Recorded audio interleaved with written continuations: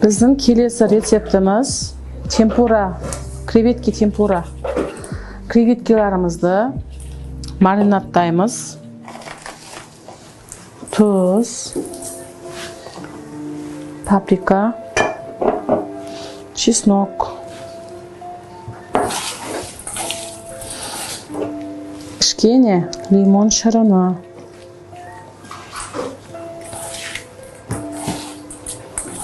енді креветкеміздің кіләрін жасап аламыз. Ол үшін бізге жұмыртқа, ұн, тағы да су керек болады.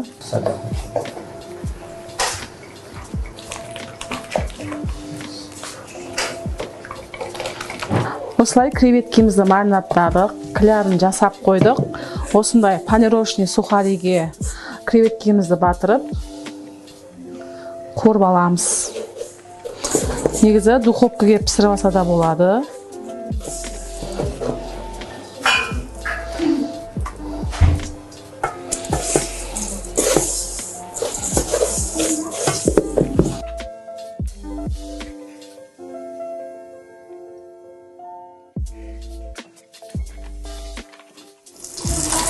Осылай креветкемізді майға салып қуырып аламыз.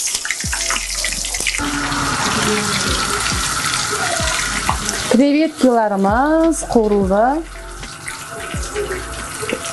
Енді әдемілеп апамен дастұрханға қояса болады.